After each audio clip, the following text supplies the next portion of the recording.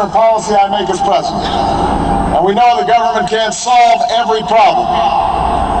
But I will always be honest with you about the challenges we face. I will listen to you, especially when we disagree. And above all, I will ask you to join in the work of remaking this nation the only way it's been done in America for 221 years. Block by block, brick by brick, calloused hand by calloused hand. What began 21 months ago in the depths of winter cannot end on this autumn night. This victory alone is not the change we seek. It is only the chance for us to make that change. And that cannot happen if we go back to the way things were. It can't happen without you, without a new spirit of service, a new spirit of sacrifice.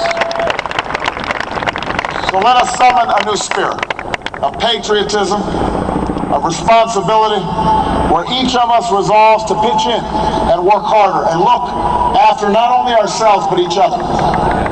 Let us remember that if this financial crisis taught us anything, it's that we cannot have a thriving Wall Street while Main Street suffers. In this country, we rise or fall as one nation, as one people. Let's resist the temptation to fall back on the same partisanship and pettiness and immaturity that has poisoned our politics for so long.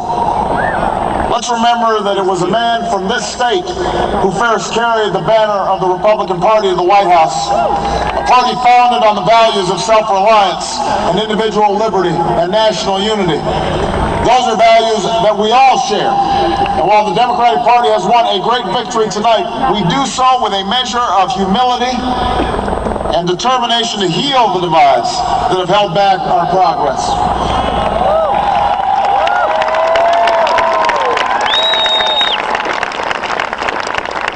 As Lincoln said to a nation far more divided than ours, we are not enemies, but friends. Though passion may have strained, it must not break our bonds of affection. To those Americans whose support I have yet to earn, I may not have won your vote tonight, but I hear your voices. I need your help, and I will be your president too.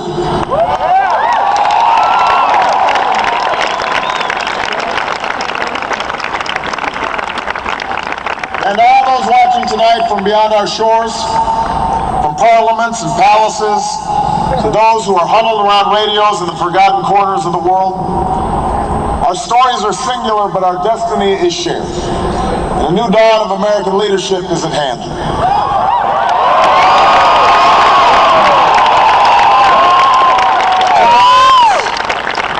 To those who will tear the world down, we will defeat you.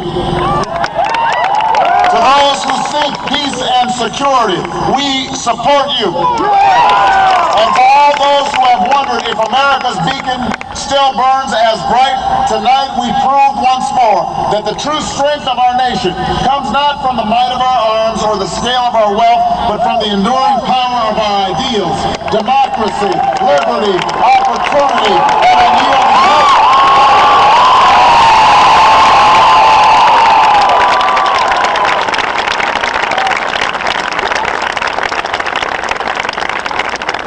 That's the true genius of America, that America can change.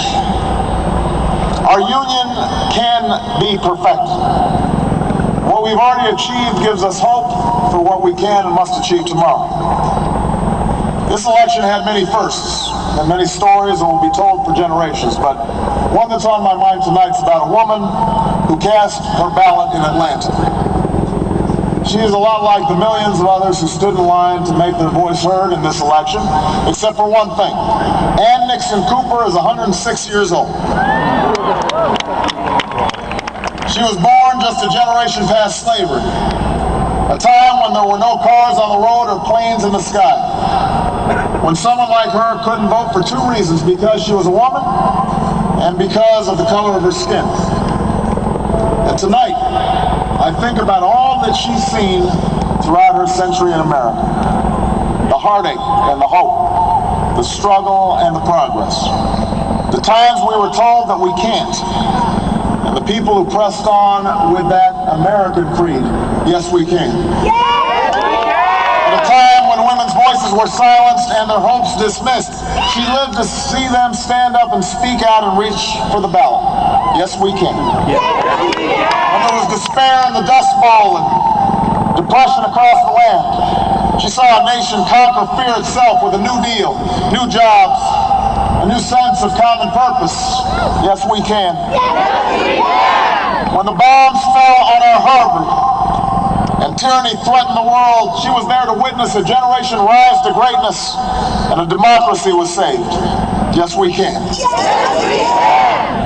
She was there for the buses in Montgomery, the hoses in Birmingham, a bridge in Selma, and a preacher from Atlanta who told the people that we shall overcome. Yes, we can. A man touched down on the moon. A wall came down in Berlin. A world was connected by our own science and imagination. And this year, in this election, she touched her finger to a screen and cast her vote. Because after 106 years in America, through the best of times and the darkest of hours, she knows how America can change. Yes, we can. America, we have come so far. We have seen so much, but there's so much more to do. So tonight, let us ask ourselves, if our children should live to see the next century, if my daughters should be so lucky to live as long as Ann Nixon Cooper, what change will they see? What progress will we have made? This is our chance to answer that call. This is our moment. This is our time to put our people back to work and open doors of opportunity for our kids, to restore prosperity and promote the cause of peace, to reclaim the American dream and reaffirm that fundamental truth that out of many we are one, that while we breathe, we hope, and where we are met with cynicism and doubt, and those who tell us that we can't, we will respond with that timeless creed that sums up the spirit of a people. Yes, we can. Thank you.